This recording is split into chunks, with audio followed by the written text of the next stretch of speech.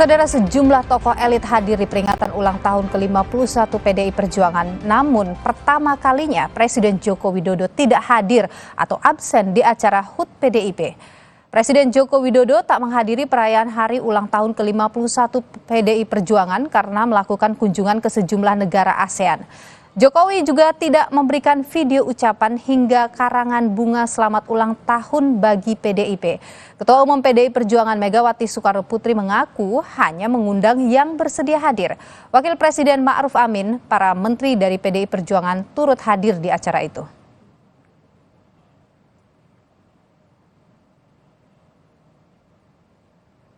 Untuk pertama kalinya, Presiden Joko Widodo tidak hadir dalam perayaan hari ulang tahun PDI Perjuangan.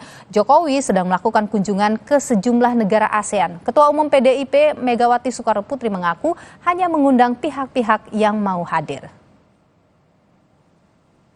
PDI Perjuangan merayakan HUT ke-51. Namun untuk pertama kalinya Presiden Joko Widodo tidak hadir karena sedang melakukan kunjungan ke luar negeri. Acara ini hanya dihadiri Wakil Presiden Ma'ruf Amin dan sejumlah menteri dari PDIP. Saat menyapa Wakil Presiden Ma'ruf Amin, Megawati mengaku hanya mengundang yang bersedia hadir. Yang terhormat Wakil Presiden Republik Indonesia, Bapak Profesor Dr. Kiai Haji Ma'ruf Amin, yang bersedia hadir. Para menteri yang hadir di sini, supaya Pak Ma'ruf tahu mereka ingin diundang. Jadi saya undang. Sehari sebelum ultah PDIP, Presiden Jokowi melakukan kunjungan kerja ke Filipina, Vietnam, dan Brunei Darussalam. Sebelum berangkat ke luar negeri, Jokowi mengaku belum menerima undangan terkait ultah PDIP. Akan hadir ke PDIP tanggal 10 Januari, Pak. PDIP, Pak. Tanggal 10 Januari ini kan belum dapat undangan. Terima kasih, Bang. Sekjen PDI Perjuangan Hasto Kristianto menyebut Presiden Joko Widodo memang tak diundang karena menghormati agenda kenegaraan Presiden Joko Widodo. Kita ini kan juga merasakan betapa pentingnya urusan bangsa dan negara. Dari juru bicara Bapak Presiden Jokowi sudah menyebutkan bahwa beliau akan menjalankan tugas kenegaraan ke Filipina. Ya, tugas kenegaraan itu kan untuk kepentingan bangsa dan negara, untuk kepentingan rakyat. Partai juga berjuang untuk kepentingan rakyat. Hubungan PDI Perjuangan dan Jokowi jadi perbincangan setelah Jokowi makan malam dengan Menteri Pertahanan sekaligus Capres nomor urut 2 Prabowo Subianto pada 5 Januari lalu. Jokowi mengaku membahas soal Pilpres dalam pertemuan itu. Ketemu malam hari, ketemu hari libur kan, dan makan juga. Terima kasih, Pak. Pak, terkait dengan Bahas pemerintahan ada, bahas Pilpres juga ada. Peneliti politik ISEAS, Madi Supriyatna menilai Presiden Joko Widodo harus memperjelas soal posisi politiknya. Menurut Made, tak masalah jika Presiden mendeklarasikan dukungan, namun yang terpenting aparat negara harus tetap netral. Dalam politik, dalam kampanye yang normal, Jokowi berpihak itu juga tidak apa-apa. Ya, menurut saya jauh lebih baik kalau beliau mengatakan secara tegas bahwa ya saya mendukung Prabowo Gibran. Sinyal meretaknya hubungan Joko Widodo dan PDI Perjuangan makin mencuat, ditambah adanya kecenderungan arah dukungan Jokowi ke Prabowo Gibran. Namun demikian, publik menuntut komitmen netralitas pemerintah serta jajaran menjaga pemilu 2024 jujur, adil, dan damai tetap terjaga. Tim Liputan Kompas TV. Saudara, hari ulang tahun PDI Perjuangan ke-51 tidak dihadiri Presiden Joko Widodo yang sedang berkunjung ke luar negeri. Ketua Umum PDI Perjuangan Megawati Soekarno Putri menyebut hanya mengundang pihak-pihak yang mau hadir atau yang memang mau hadir. Apakah ketidakhadiran Jokowi ini berkaitan dengan dinamika Pilpres 2024? Kita bahas, saudara, bersama politisi PDIP Deddy Sitorus dan juga Direktur Eksekutif Indo Strategik Ahmad Hoirul Umam. Saya menyapa dulu Bapak-bapak. Selamat malam Bapak-bapak, sehat? malam Mbak Nilo, Imam. Oke, saya ingin ke Bung Deddy dulu nih. Bung Deddy Sitorus nih kan Bu Mega tadi bilang ya kalau di HUT PDIP ini hanya mengundang pihak-pihak yang memang mau hadir. Apakah itu artinya memang sedari awal Pak Jokowi itu nggak diundang gitu dalam acara HUT PDIP ini? Nah, ini pertanyaannya aneh nih. Kan tadi ada dua premis tuh. Apakah apa tadi Pak Jokowi nggak diundang, kan gitu nih, sama Pak Jokowi ke luar negeri. Jadi tadi sudah jelas bahwa Pak Sekjen menyatakan dari berminggu yang lalu juru bicara istana itu mengatakan bahwa Pak Jokowi akan pergi mengelilingi negara-negara ASEAN ketika saat pelaksanaan ulang tahun PDI Perjuangan. Dan kita juga sudah tahu bahwa PDI Perjuangan sudah lama memutuskan bahwa ulang tahun kali ini yang ke-51 tidak lagi kita lakukan secara besar-besaran. Karena tahun lalu yang ke-50 sampai puncak acara bulan Bung Karno kita sudah melakukan perayaan dan mobilisasi besar-besaran. Dan sekarang juga situasinya adalah situasi masa pemilu, sehingga kita berpikir lebih baik kader-kader fokus pada upaya pemenangan Ganjar Mahfud dan pemenangan Pileg, sehingga kita memang secara terbatas melakukan acara terbatas silaturahmi perayaan ulang tahun dengan undangan yang terbatas, tetapi secara daring melalui Zoom itu dihadiri oleh banyak kader-kader PDI Perjuangan secara langsung gitu, Mbak. Oke, jadi sebenarnya sempat ingin mengundang Pak Jokowi juga, cuman karena ada agenda tidak jadi, begitu Bang Deddy? Ya, saya kira sudah sangat wajar kalau PDI Perjuangan mengundang kader-kadernya, terutama yang mendapat amanah pada jabatan-jabatan publik. Oke. Tapi kan kita sudah dapat warning bahwa yang bersangkutan akan jalan-jalan ke luar negeri untuk tugas kenegaraan. Ya, kita hargai dong. Oke. Dan kira-kira seperti itu, Mbak. Karena publik kemudian menilai, wah ini ada sudah mempertegas nih keretakan hubungan Pak Jokowi dengan PDIP. Bagaimana Bung Deddy? Benar begitu? Ya silakan rakyat menilai, silakan Pak Jokowi yang menjawab. Kan kalau kami tidak merasa ada masalah dalam konteks hubungan kepartaian, dalam konteks hubungan kenegaraan. Kan di situ yang menjadi pijakan kami. Tetapi kalau orang berandai-andai menginterpretasi atau Pak Jokowi merasa seperti itu, ya tanyakan pada Pak Jokowi, bukan pada kita gitu loh, Mbak. Oke, saya ingin ke Mas Umam dulu. Mas Umam, ketidakhadiran Pak Jokowi ini apakah karena Pak Jokowi mungkin ingin mempertegas begitu jarak antara Jokowi dengan PDIP atau bagaimana kalau Anda membacanya?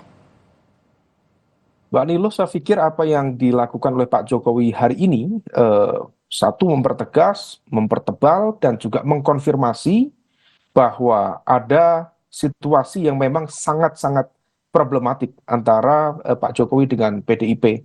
Dan rasanya teman-teman PDIP juga sudah tidak terlalu defensif dengan itu dan mencoba untuk mengembrace realitas politik itu, dan dikonfirmasi bukan hanya kedatangan, ucapan video dari Presiden juga tidak ada, karangan bunga juga tidak ada. Jadi kalau misal dikatakan ini adalah titik pisah dari Pak Jokowi dengan PDIP, bisa saja. Hanya saja ini belum diucapkan secara formal. Tetapi ketidakhadiran dan tidak ada satupun tanda sebagai bentuk respek terhadap HUT PDIP yang sangat sakral dalam tradisi ideologi kader-kader PDIP adalah sebuah tanda pisah dari Presiden Jokowi kepada PDIP itu sendiri.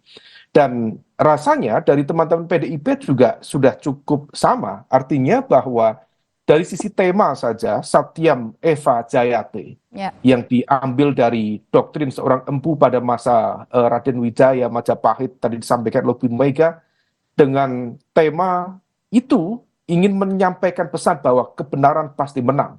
Dan dalil-dalil argumen yang disampaikan oleh Bu Mega adalah sebuah gugatan terhadap praktik kekuasaan yang tidak menggunakan basis etika, moral, dan juga dianggap sewenang-wenang, bahkan disamakan dengan Orde Baru. Dan Bu Mega 3 kali kita hitung menggunakan no, no, no. Dan itu adalah big no. Artinya bahwa Bu Mega sudah mengekspresikan kemarahannya, meskipun sekalipun tidak menyebut nama Pak Jokowi, tetapi jelas semua itu dialamatkan kepada Pak Jokowi itu sendiri. Oke, jadi Anda membaca antara PDIP dengan Pak Jokowi udah benar-benar end ini hubungannya? Bagaimanapun juga dalam politik tentu masih terbuka segala potensi dan juga kemungkinan ruang rekonsiliasi, ruang negosiasi. Tapi Mbak Niluh, kalau misal kita cermati proses dinamika konflik yang seringkali kemudian muncul di PDIP dan juga bagaimana kemudian merespon situasi itu, rasa-rasanya potensi rekonsiliasi dalam waktu dekat agak sulit itu terjadi. Ibaratnya dalam tradisi Jawa kita mengenal istilah banteng ketatot. Jadi kalau banteng sudah terluka, itu bisa merespon dengan segala bentuk kemarahan terhadap orang atau pihak yang mengecewakannya, yang mendoliminya. Maka kemudian dibutuhkan proses yang cukup panjang, tidak bisa kemudian hanya dengan negosiasi ekonomi politik dengan kompensasi jabatan dan lain sebagainya, tidak bisa. Tetapi ada sesuatu yang cukup dalam, yang disenggol, yang dicungkil oleh pemerintahan Pak Jokowi terhadap martabat harga diri PDIP itu sendiri. Maka bisa saja dalam prosesnya kemudian nanti ada proses negosiasi, rekonsiliasi, dan kita tahu misalnya Mbak Puan Maharani sendiri sebagai salah satu komunikator politik terdepan di PDIP yang relatif bisa masuk kemana saja, relatif fleksibel, barangkali bisa menjembatani itu semua. Tapi saya pikir per hari ini luka politik itu tampak menganga dan juga terlihat begitu vulgar, sehingga kemudian potensi untuk terjadinya perdamaian rasa-rasanya belum tampak per hari ini. Bahkan kalau misal kemudian statement-statement Bu Mega tadi yang bentuknya gugatan-gugatan terkait dengan konteks praktik kekuasaan yang sewenang-wenang, kemudian pelanggaran etika moral kekuasaan untuk melanggengkan kekuasaan itu sendiri, kalau misal kemudian itu disampaikan, maka sebenarnya itu sudah menjadi statement formal yang kemudian menegaskan pisah antara Pak Jokowi dan Bu Mega. Sekarang adalah responnya dari Pak Jokowi. Apakah Pak Jokowi akan menyampaikan respon secara formal atau tidak? Saya pikir itu fakta dirusak. Saya ingin ke Bung Deddy dulu. Bung Deddy, apakah PDIP atau Pak Jokowi ini masih jadi kadernya PDIP? Misalnya dengan tidak hadir hari ini, bahkan tidak mengirim bunga ucapan, tidak juga mengirimkan video ucapan.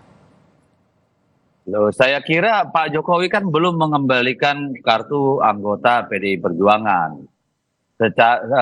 Selama itu masih seperti itu, secara administratif Pak Jokowi adalah kader PDI Perjuangan.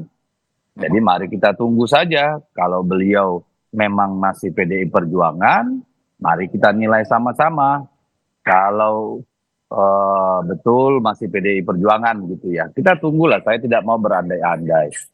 Tetapi secara pribadi saya ingin katakan, nih Pak Jokowi ini sudah sulit menemukan jalan kembali ini. Karena menurut saya beliau sudah terlalu jauh, sudah terlalu vulgar, dan kita sulit membedakan Jokowi sebagai seorang presiden dan Jokowi sebagai seorang bapaknya Gibran yang berkepentingan dengan hasil pemilu gitu. Itu pendapat saya pribadi gitu. Jadi kerenggangan. Tapi kalau pertanyaannya apakah masih anggota PDI Perjuangan, Pak Jokowi masih nyimpen KTA PDI Perjuangan. Itu yang saya tahu. Jadi apa yang terjadi ini berkaitan juga karena ada pencawapresan Gibran Raka Buming Raka, karena kedekatan Pak Jokowi juga dengan Paslon 02 begitu Bang Deddy ya? Apa yang terjadi adalah Pak Jokowi menarik jarak antara dirinya dengan PDI Perjuangan. Pak Jokowi berbeda sikap dan arah politik dengan partai yang melahirkan dan membesarkannya. Apa sebabnya, tanya Pak Jokowi. Jadi bagi PDIP Pak Jokowi yang menarik diri begitu? Kan PDI nggak kemana-mana Mbak. Yang kemana-mana itu kan bisa dilihat Pak Jokowi sendiri kan. Bung Mas Umam, Anda melihat memang Pak Jokowi yang menarik diri dari PDIP? Sengaja? Ya, saya pikir dalam sebuah dialektika politik tentu ada situasi yang kemudian menciptakan reaksi dan aksi dan reaksi, sebab dan akibat.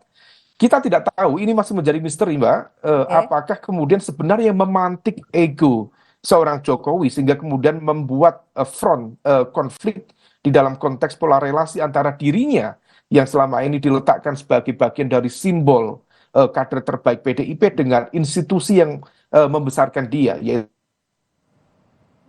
Mas Umam.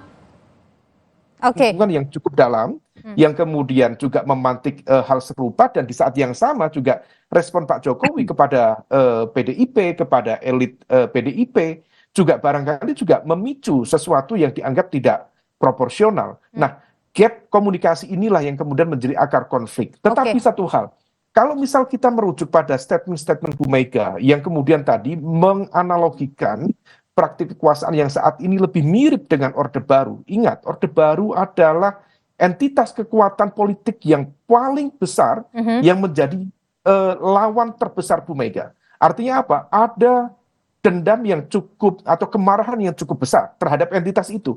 Kalau misal kekuasaan Pak Jokowi sudah disamakan dengan Orde Baru, seharusnya juga kita berpikir logiknya PDIP juga akan berpikir lebih rasional. Artinya kalau misal kemudian kalau ada kemarahan semacam itu, tetapi di saat yang sama tidak ada evaluasi terhadap Pak Jokowi, kemudian posisi dukungan kepada pemerintah juga tidak dicabut, kemudian posisi terkait dengan 5 posisi menteri dan juga wakil menteri yang lain juga masih tenang-tenang saja. Ini yang sebenarnya kemudian membuat sebuah spekulasi yang penuh dengan pertanyaan. Apa yang Anda baca di situ? Ini marah, tapi kok tidak melakukan apa-apa. Nah, kalau misal kemudian seperti itu, besar kemungkinan ada sesuatu yang dinegosiasikan.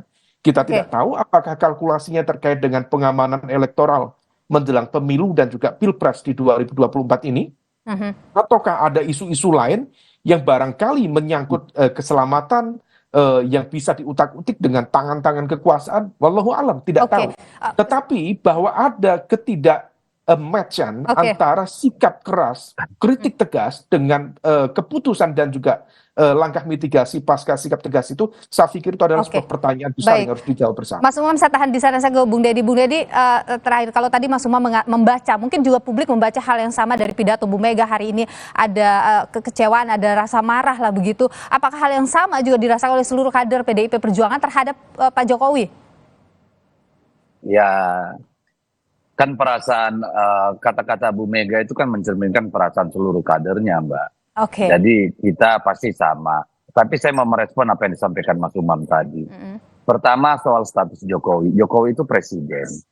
Ya, sepanjang yang kita tahu, ya dia bisa dikatakan salah satu kader terbaik PDI Perjuangan. Cukup lama kita memperjuangkan Pak Jokowi dan keluarganya. 21 tahun lebih, ya, untuk dia berada di pusat-pusat kekuasaan, mulai dari wali kota dan seterusnya. Kami memberi tidak mau berkatakanlah baperan lah, mungkin kira-kira bahasa gaulnya ya Mbak ya, bahwa kemudian pecat Pak Jokowi atau Pak Jokowi bukan kader kami, kan nggak seperti itu. Sebagai seorang kepala negara, kader terbaik, kita beri kesempatan beliau menunjukkan sikapnya secara nyata. Terus yang kedua, bagaimana dengan menteri-menteri PDI Perjuangan, sikap di pemerintahan?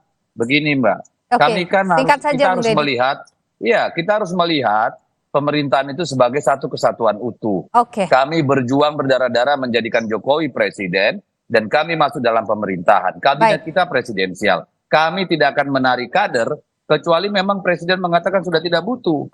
Karena sampai di sana Bung Deddy berutang sama rakyat gitu. Ya, terima kasih Bung Deddy atas perspektif Anda di Sapa Indonesia malam hari ini. Mas Umam juga terima kasih, sehat selalu Bapak-bapak. Masih Mbak Nilo, masih Bang Deddy. Kami akan kembali saudara usai jeda dengan sejumlah informasi lainnya di Sapa Indonesia malam. Di antaranya saudara, kenapa tema debat berlanjut di luar ajang debat oleh para capres?